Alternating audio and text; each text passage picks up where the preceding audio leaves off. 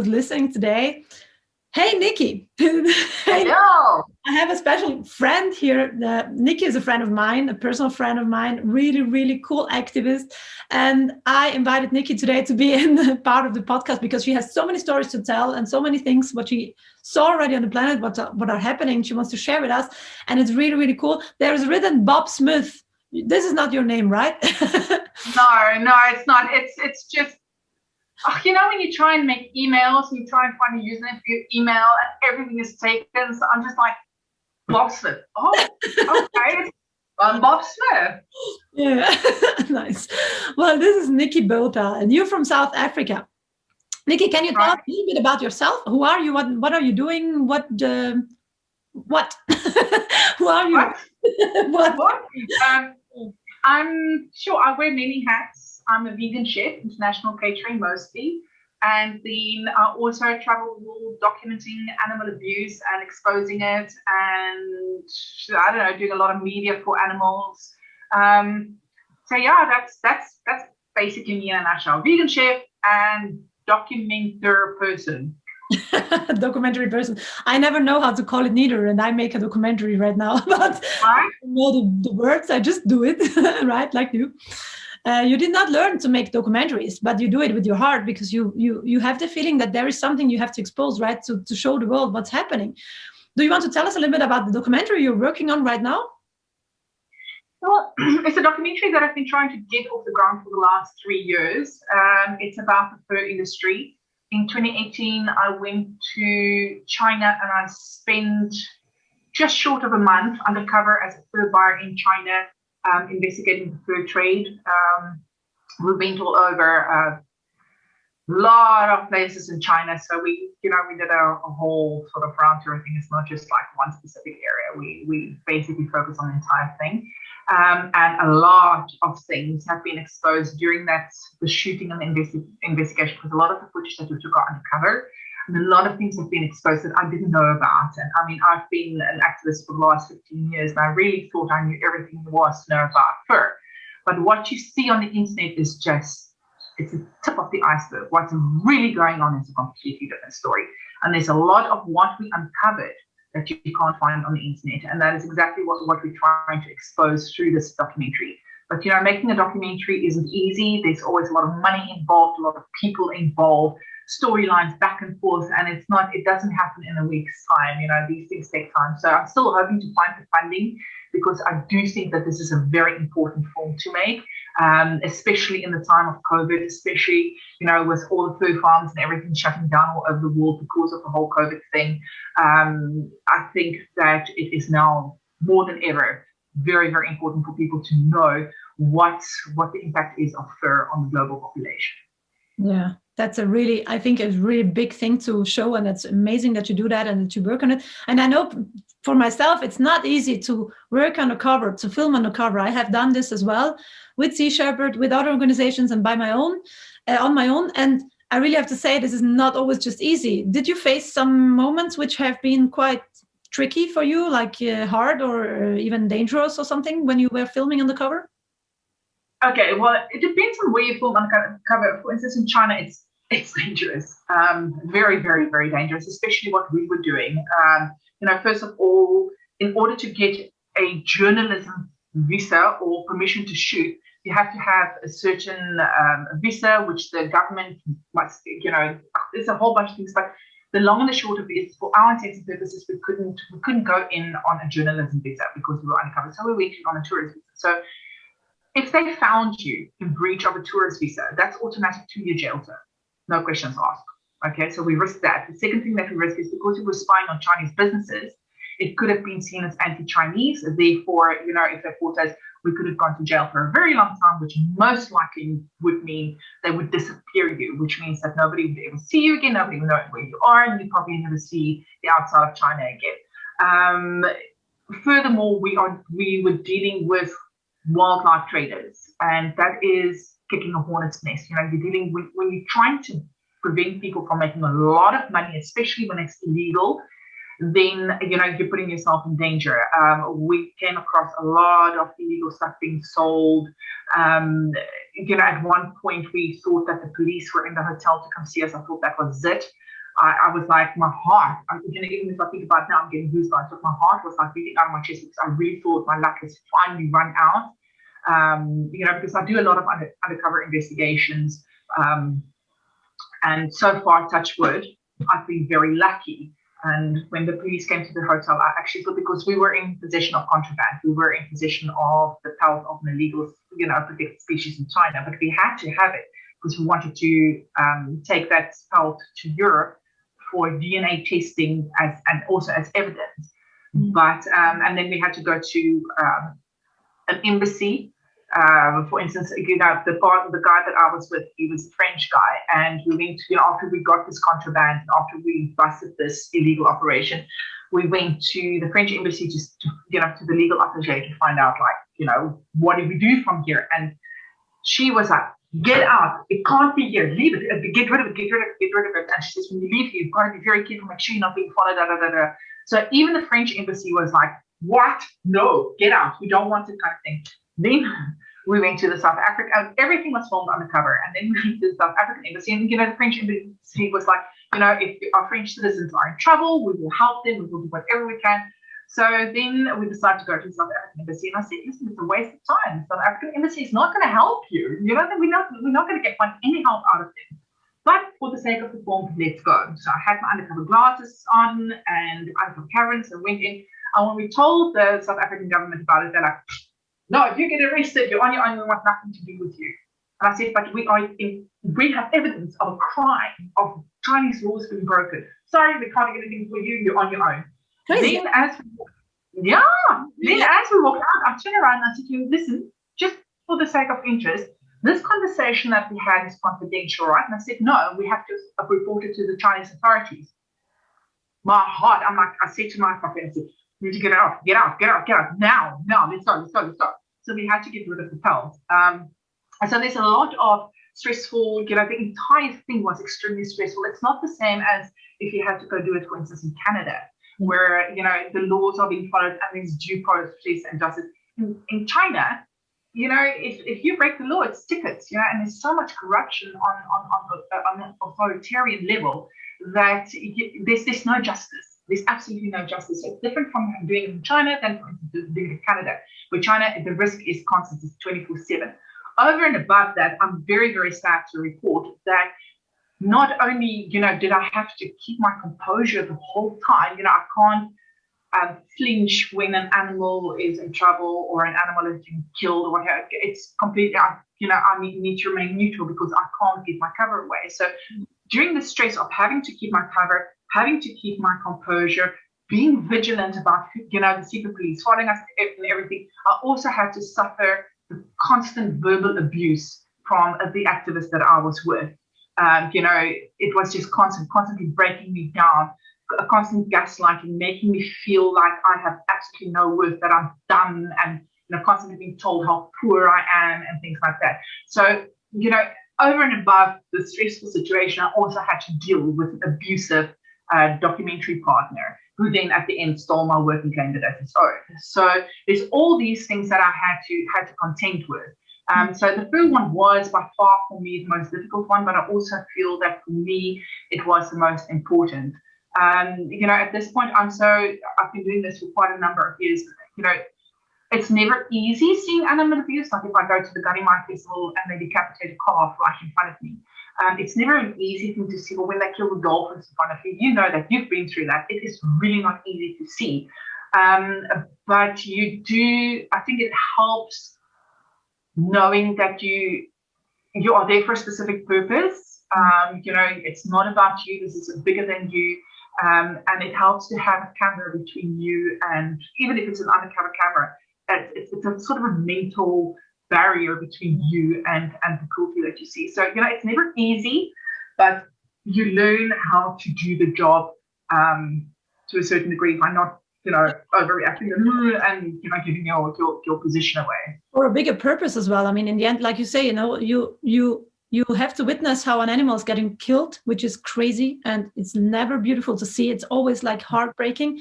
at the same time, you know, when you film this, you can show it to the world what is happening here, which is crime in the way it's happening, and sometimes as well endangered species. And I mean, every animal, no single one should get killed, in our opinion, right? But at the same time, you can show the world that there is a crime happening which is bigger, so much bigger than we even know and we even understand. And that makes probably as well the hard moments for you to film this in this moment a little bit easier. It's never easier, but it makes it a little bit lighter to know, okay, at least you can do something with the footage and show it to the world and help that this is changing at some point. Yeah. And I think it's also important for people to know that, you know, documenting animal abuse is not just about the animals, it's about humans as well. For instance, with the fur investigation, you know, there is a definite human element to it where, you know, COVID, where there's zoonotic diseases, where there's human rights abuses within the fur and the leather industry, where, you know, all the chemicals that are put into, I think there's something like 52 different chemicals being put into the process of making fur, you know, like the dyeing and the tanning and everything. I speak under correction, don't quote me on this, but I think there's about 52, on average 52 different chemicals that humans are exposed to while tanning and working with these pelts to make the final product for people to wear. And in that process itself, it's also a lot of human rights abuses. And then, as I say, you know, in the case of fur, the whole zoonotic disease, how laws aren't being enforced, environmental degradation, human rights violations. It's not just about the animal abuse. And I think, in terms of our movement, it's great that activists are focusing on the animals, but we, you know, for me, it's more important to focus. I don't want to say more important, but I do think that we need to change our strategy to focus on, to put human rights first before the animal rights. I'll explain. Allow me to explain, because I know that's quite a controversial statement. I know what you want to say. Let's take the wet markets, for instance. This is for me a prime example. I first encountered a wet market in 2016 in China. And when I saw the wet market, I am a high school graduate. I have no formal qualifications. I never went to university. I'm not a genius. I'm not super intellectual. I'm an ordinary person. And for me, as an ordinary person, I could already see when I looked at what's happening at this wet market that this is a threat to global health. This is now moved beyond an illegal animal being sold. It's beyond a dog being boiled alive. You know, those are obviously important issues. But if we, you know, I see to a lot of organizations that we need to change our strategy. We need to focus on getting this wet market shut down because of the threat to global health. I said we must get the World Health Organization involved to shut down the dog meat trade, to shut down the wet market, because, for instance, in the dog meat trade, a lot of these animals, a lot of the dogs that end up for consumption are diseased with distemper and other diseases, and this disease needs to infect the public. Now you get your unsuspecting Western tourists going, "Ooh, I'm going to try some dog meat," and they consume this diseased dog meat. And we know it might be zoonotic. They go out and wham, bam, thank you. Now we're sitting with a global pandemic. Yeah. So, you know, and the same with dolphin meat. You know, they're putting dangerous meat into the bodies of children, where Japan wants to put dolphin meat in school meals. Yeah. The mercury, it's exactly the same. We need to start focusing. If we want to make effective change, we need to start focusing on how this affects humans. Yeah, because barking up the animal cruelty tree has been done to death, you know, pardon the pun, has been done over and over again, and the public has become muted. But if you say to them, we must shut down meat markets, we must shut down dog meat markets, we must shut down the fur markets, because this has got global health implications. Yes. People will go, we need to do something about it, versus, oh, don't be cruel to the fox, the animal is suffering, which is important, make no mistake. Totally. You know, humans are selfish. They will go for human interests first before they go for animal interests. And therefore, I do think that we need to change, as activists, we need to change our strategy and start to look at human interests. Yeah. In the animal rights context, which will benefit animal rights. When you talk about like you said, when you say, hey, please don't kill the dolphins because we need the dolphins in the ocean and they're so nice, beautiful animals and they shouldn't be killed, blah, blah, blah. All these things, what we feel this does not change the majority of the people, because the majority of the people doesn't care that the dolphins want to live. The majority of the people want to see the dolphin show, and they don't care what's happening in the background, that many thousands of dolphins are getting killed for one dolphin to be in a dolphinarium that you can watch him jumping around. So when we talk about the issue, that what it is happening, it is doing to the human population as well, the global health, like you say, this is a completely other approach. It doesn't mean that the other reason is not your reason anymore, but the approach is so much different that you can reach so many more people that are really starting to listen, and that's important. So the approach is very, very big. So I completely understand what you say. And Nikki, did you have did you have a story when you became an activist? Did you have any story which turned you to an activist? Was there something special happening? Do you want to share this with us? Yes. I was in corporate. So before I became an activist, I was all about corporate, climbing the corporate ladder, getting to the top. You know, I did, as I said, there was never an opportunity for me to go study like university, etc., etc. So I basically had to work my way to the top. And I was competing with people with degrees and experience and everything else. And I was no one. I came up from a personal assistant right through to the top. And I had to work double as hard because of that. And also because I was in a male-dominated industry, I needed to work triple as hard. So back in corporate, someone came to see my boss in an appointment with someone, a supplier, and she came into the office, and while she was waiting for my boss to become available, because she was a little early, we started chatting. And it turned out I knew her from years before, when I worked in a children's home directly after school, and then suddenly our paths crossed again. And she's like, so what are you doing this weekend? I'm like, nothing much. Why? She says, do you want to meet some really, really cool people? I'm like, yeah, okay, why not? I'm not doing anything this weekend. And she told me about this boat that was kept in the harbor, while detained in Cape Town Harbor, called the Farley Moat, and that was from an organization called the Sea Shepherd Conservation Society, which I've never heard before. And she explained to me what they do, about how they preserve the ocean, blah blah blah, and how they're all vegan. And at that stage I was vegetarian, I wasn't vegan, and how they're all vegan. And because they're being detained, they don't have any food on the boat. And in return for food, the captain will give us a tour of the boat. I'm like, yeah, of course, I've got nothing better to do. This sounds like a really cool thing to do. So my husband and I went and bought a whole bunch, literally a carload full of vegan food, and we went to deliver it to the ship. And then Alex Cornelissen, who's now the director of Sea Shepherd Global, he was the captain of the Farley Moat, and he's like, he took us around the boat and gave us a tour, and he told us about the dolphin issue, the whaling, the sealing, and all these issues I have no idea about. I'm like, what the actual? And for me, that moment was when he said he stood ankle deep. What was his word? I stood ankle deep in seal blood on the ice floes of Canada. And I'm like, this isn't right. And then, after the whole tour was over, I went home and I'm like, I can't pretend that I didn't hear what I just heard. I can't just ignore it. So I went and I started Googling, and one thing led to another, and I learned about vivisection and animals and circuses and all these things that, we see but we don't think about. And I'm like, okay, I can't go on with my normal life anymore. This is a game changer. I must dedicate my life to making change, because I cannot stand this injustice. I cannot stand the thought of all this happening, and I'm just sitting at home living my life. It just doesn't seem like it seems out of balance. And that for me was the moment I decided, right, I want to dedicate the rest of my life to affecting change.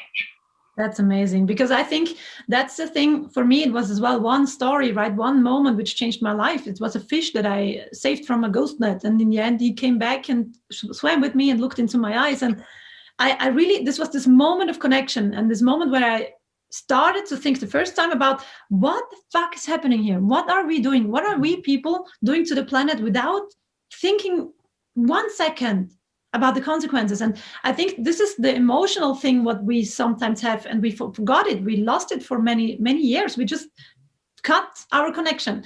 And when you have this one moment which touched you so much, and where you see, I have to change something, when you feel this so much, I think that's mostly the moment when I talk to activists, mostly this is the moment which changed everything in your life. And then activist, right? What Yeah. as an activist, I got to meet you on the Faroe Islands, so we have been there together with the Sea Shepherd campaign. But you have done so many campaigns with Sea Shepherd, but as well with other organizations, and you made your own project. What was the most important? Most important is hard to say, but what was the campaign which was for you like maybe even one where you really think back and think, wow, this was something big? What? Taiji. Taiji. Taiji, without a doubt. Yeah. I get that. I've done, as you know, I've done a lot of things. I've documented the dolphins of Japan and Faroes. I've done the Gadhimai Festival in Nepal. I've done Yulin Dolphin Festival a few times, more than once. What I've done, fur, blah, blah, blah. But for me, Taiji will always stand out. The people here on this podcast, they might have no idea maybe what Taiji exactly is. Can you explain a little what is the background?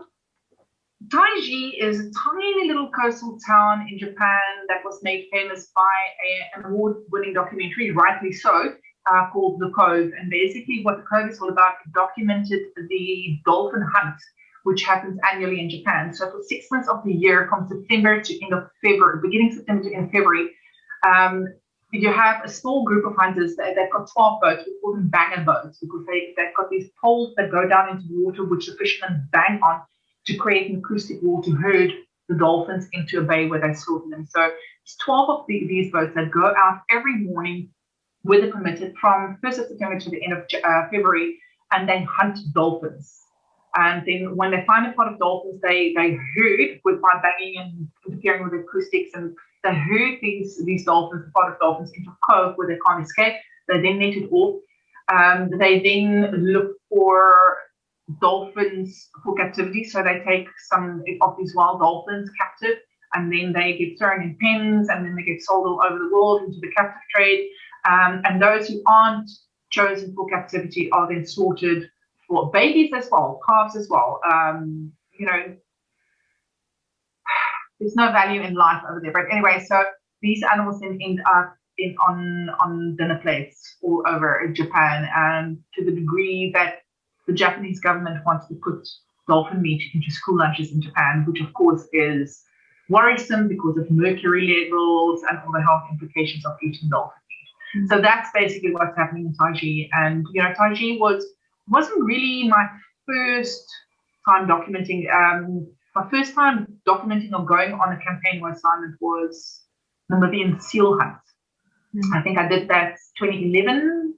Yeah, it was just before I did Taiji, a few months before I did Taiji. We went into Namibia to try and get footage of the annual seal harvest or seal hunt, seal slaughter that they have over there, and that just went horribly wrong. I had to jump out of the window in the middle of the night because they sent people after us, and it was just a big drama. And then after that, I did Taiji. But Taiji for me will always, I don't know. You've done Taiji. How do you describe to people that? I mean, we didn't even really see the dolphins being killed. It happens under a top, but you can see the blood going into the water and the bodies being dragged to the butcher house. And sometimes it's not like where. When the wind comes in, you can see between these blue tarps. Yes, but you don't actually, like in the Faroes where they just butchered these animals. At least, not at least, but they've got a top so you can hear the killing, but you can't really see the actual stabbing and everything else. You see the remnants thereof or the impact thereof. Yeah. But for me, the hearing was even worse. The hearing, that slapping off the I don't even want to think about it. But I've had dog blood splattered on me as dogs are being butchered. I have had calves decapitated in front of me. I've seen animals lose their minds in front of me. I've seen a lot of things, but somehow Taiji, I don't know, Taiji stays with you. It gets into your DNA, and it's you can never let go of Taiji. It's almost like I've left a portion of myself over there that I can never get back. I don't know. As I said, it's all animal cruelty. Everything that I've witnessed is really, really crap and really, really shitty. But Taiji, I don't know, Taiji just somehow sticks out above everything else. And, strangely enough, that's the place where the least amount of cruelty in terms of what is the actual stabbing and the slaughtering of these animals was witnessed. So it's I don't know how to explain it. It's difficult to explain to people why Taiji would stand out above all else. And I think it's only people who've actually been there that could really understand. Yeah, for me, it was, for example, when I heard how the dolphins, at the moment when the dolphins got killed, so the sound they made when they splash on the water and all that sounds and the people screaming there. And then laughing while they're killing these animals. That's the worst. But then suddenly, after a long time of this noise, it's silence. Yes, that's silence. Oh. So, and it's over. At least these animals don't have to suffer anymore longer. So at least it's silent. At least they can leave now. But you feel that, fuck. It's really hard to hear this silence. It's hard. It was hard for me too. Well, yeah, there are many things what are crazy in this world, but there are good things too happening, right? I mean, you're working with quite some people and organizations which are caring for this planet, which are doing something good, which are changing the world, even with food. What is you're a vegan chef. This is amazing. You are even, I have to say this in the SANUSPLANET community, you are one of the biggest reasons why, I became vegan for many reasons, but you have been one of the biggest reasons why I was so into vegan food with such a passion, because you shared your passion for food in such a crazy way that I couldn't not become vegan. It was really beautiful. I mean, the way you are talking about food is delicious. I mean, I start to starve when I hear you talking about food. I really want to eat. That's how I feel about your food. But do you want to share a little bit what you do about, you're writing a recipe book right now with some people? I'm collaborating. I'm not writing, it's a collaboration. Yeah, it's not necessarily my recipe book. So I'm just like literally yesterday and today, I've just finished up a project with an organization called Ubuntu Wellness. It's a nonprofit organization here in Cape Town, and they're vegan. And we're starting a plant-based diabetes reversal trial. So we've got a handful of high-profile people in South Africa who will be participating in the 21-day plant-based diabetes trial. And basically, all the food that you can't eat as a diabetic, but also cooking without oil. And we've got this trial group, let's call it an experimental group, and the recipe book that we made was all original recipes that will fit within, cooking without oil and which would fit into the diabetic lifestyle. But for me, what was very important about this project is I come from South Africa, where there's a huge disparity between wealth and poverty, and where the majority of people living in poverty are people of color. And that makes up a very, very large population of a number of our population living underneath the breadline. And these are people that can't afford healthcare.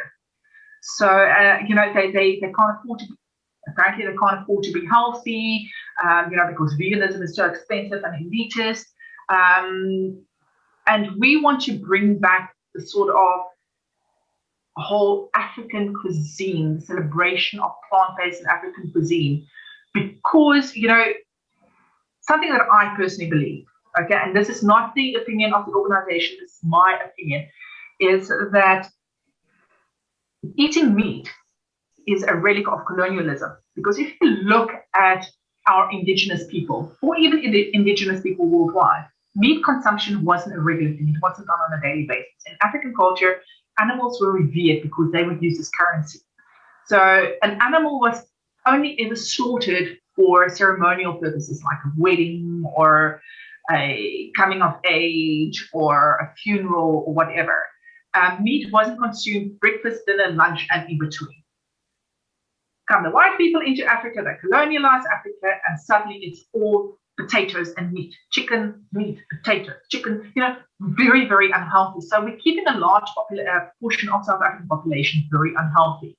And these are the people who can't afford healthcare. So we want to alleviate the financial burden on the government's healthcare system, as well as on people, as well as on individuals. So all the recipes that we have come from people of color. they gave us those recipes. We went to them and said, listen, can you please give us recipes? And they did. So every single recipe in the book was made, made by a person of color. We gave some space for their voices, why, as a Black person, it is important to be plant-based, you know, the health benefits, the cultural benefits, everything else. And that entire collaboration is being put into a book, and that book will be used in the diabetic trial. So what after 21 days, obviously there's medical screening and everything else. And after 21 days, we want to look at the results. And if the results are good and it shows that through a plant-based diet you can reduce diabetes, which we know that it will, we are then going to take that program into the public with the support of the government, so we can get our population healthy, so we can take them back to their roots, and dispel this whole notion of veganism being a white, expensive, elitist thing, which it isn't. We as white people, I feel, co-opted the whole notion of plant-based, which for me originated with indigenous people. And we as white people, colonizers, just completely obliterated that. And food apartheid is a very, very, very real thing, and it's very damaging. And we need to get our population healthy. And the only way to do this is through plant-based. So we're hoping that through this program, we can prove that, you know, eating meat is expensive, not only immediately in your wallet, but also long-term in terms of healthcare. The meals that we got come in for each meal, come in on average under €1. So you get a full, balanced, nutritious meal for under €1. That's crazy, huh? Tell me again how veganism is white and expensive. So that's one of my big passion projects, is getting vegan plant-based back into the community that have people of color, so they can go back to their roots and get rid of this colonial bullshit that you have to eat meat in order to be a healthy human being, when it's exactly the opposite. Yes, exactly. I don't know. Well, it's kind of a long story where these beliefs came into our belief system, and it's like when you live it and you pass it on and on and on to the next generations, it's like so much in our blood. Like we feel we need to eat meat to be healthy. We need to drink milk to be have strong bones. And in the end, like so many studies which show completely the opposite. And it's like interesting how much we hold on these old beliefs, because we feel like this is part of our culture and this is tradition and we need to hold on it.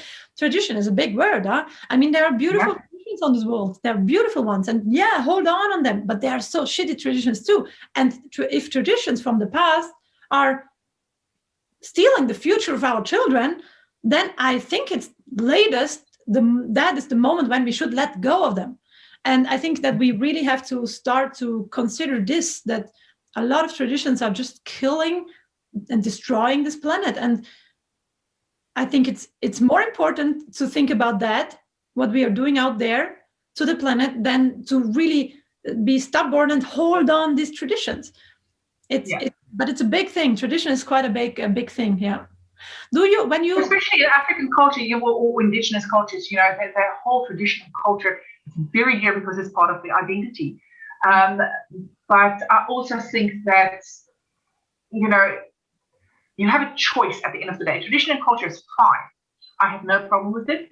But at the end of the day, it's not something that you have to do because someone's holding a gun to your head. You have a choice. Like, for instance, in white culture, it's traditional to eat turkey at Christmas.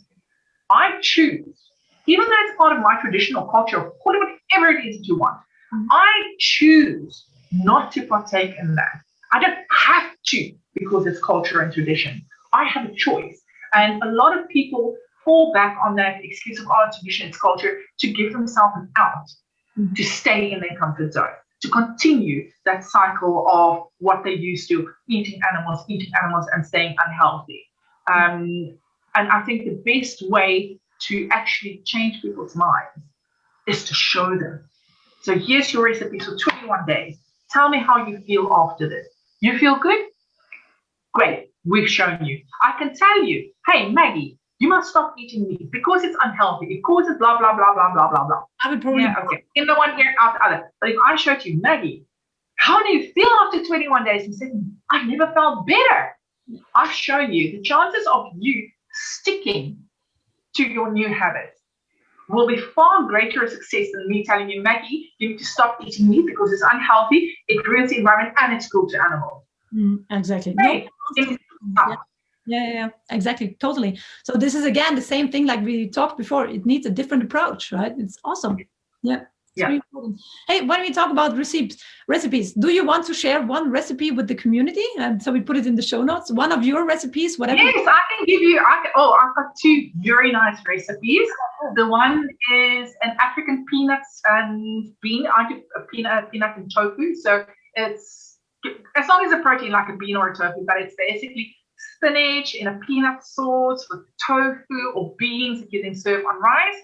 And then the other one is a traditional South African bobotie, which is usually made with minced up animals. Let's call them minced up animals, not meat, because that's what it is, minced up animals. And I do it either with lentils or with soy mince or with both. And I will give you the links to the recipes, or I'll give you the recipes after this, so you can give it to the community, so they can have a little bit of a flavor of Africa and South Africa. Yeah, amazing. And the community can even write a comment and afterwards when they tried it out. I'd love to hear what they think. That's amazing thing. Yeah, cool. And share it with other people as well. That's really important. Really cool. Yes. That's what I think. When I became vegan first, before I was vegan, I was as well thinking like, that's a bit extreme. It goes very far, and to completely cut out all the animal products, I did not have any clue what it means. And then I myself consider this as extreme. And when I started to think about it and what is behind my normal and daily food choice, what I had before, nowadays I think that's quite extreme, because I didn't give anything at all. I did not ask, I did not question.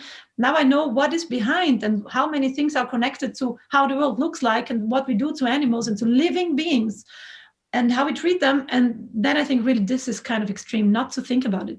But everyone has to take their own choice. And in the end, what we can do is like showing, like you said, showing it is possible. You have a choice. That's the most important thing. You can choose in every single second if you want to participate in this or not.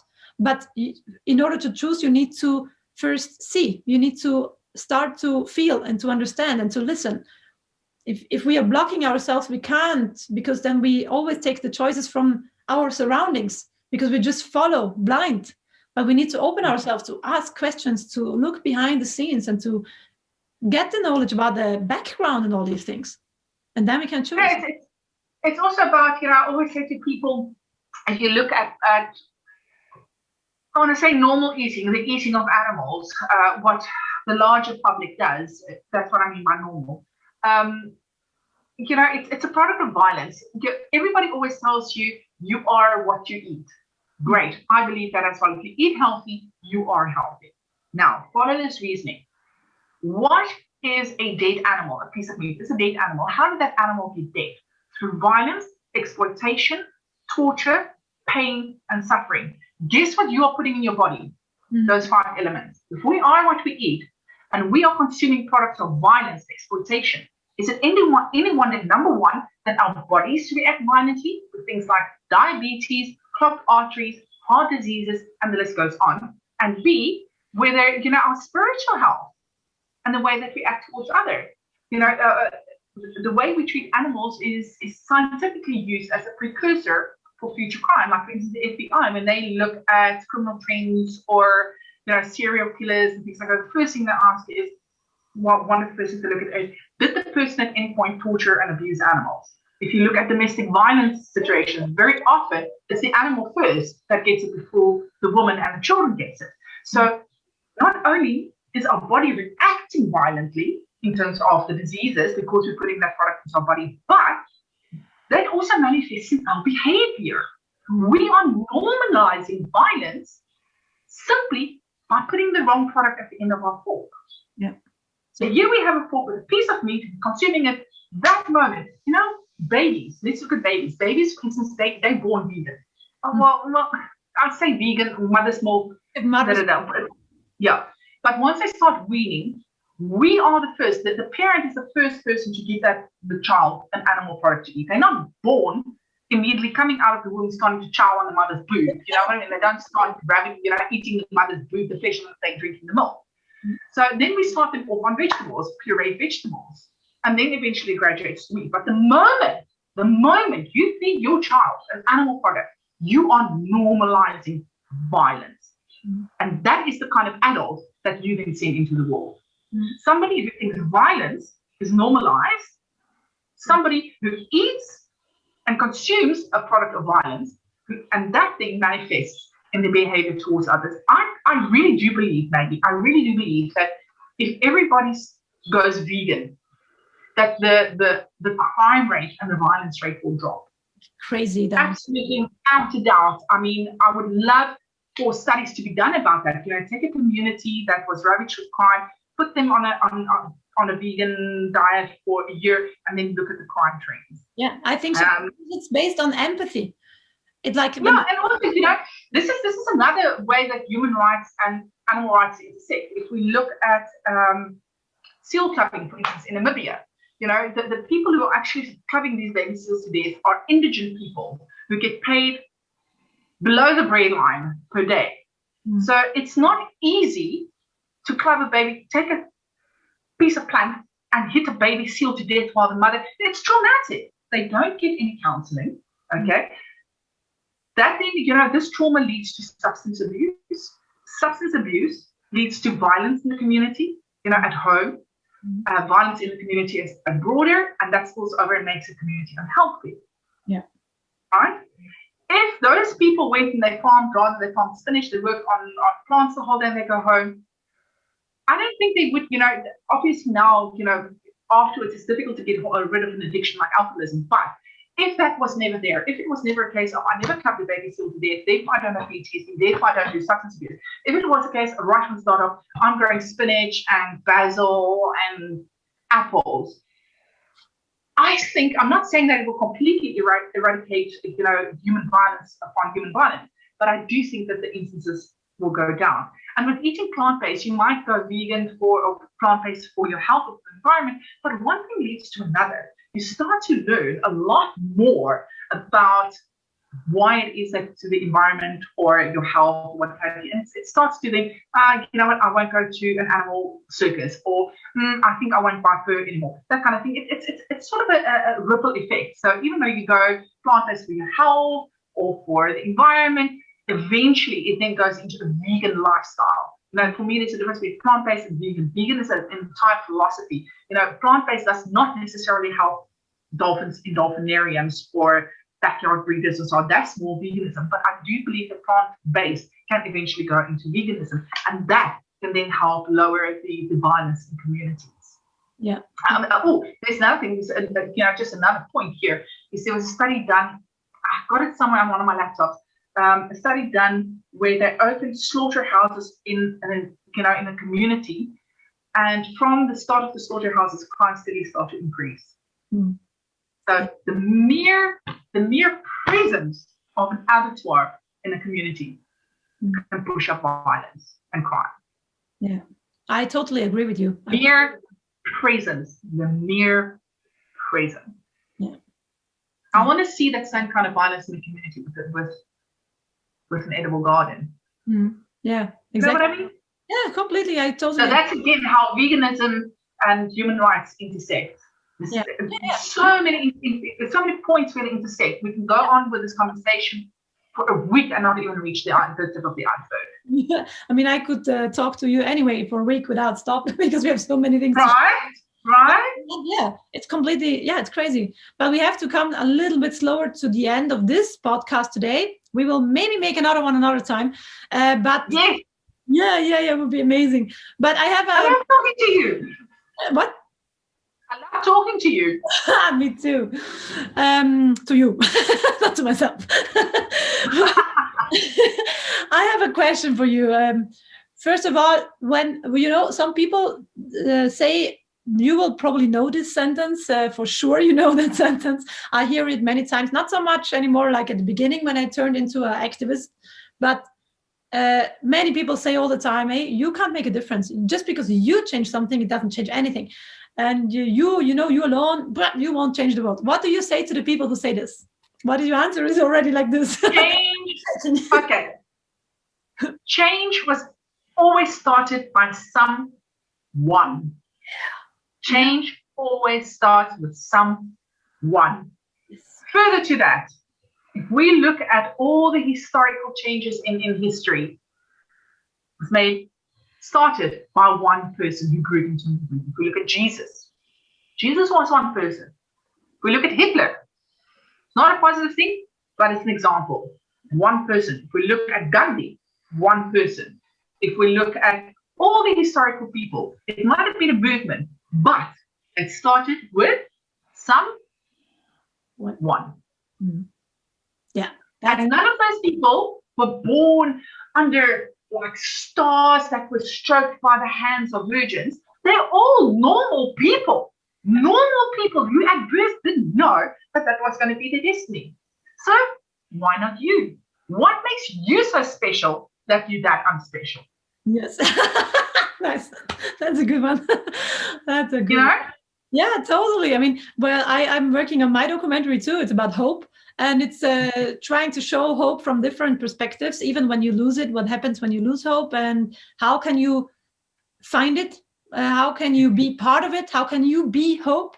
And it's about people and organizations who care for the planet. And when I interviewed quite a lot already, and I want to interview more, and then I see how I put all together. But when I interview the people, then I really see like even people which have started a big foundation, then people believe, yeah, but she has a big foundation. Well, but when she started, she was exactly like we here now, one person with sometimes nothing more than, I don't know, a package of rice, not much money, right.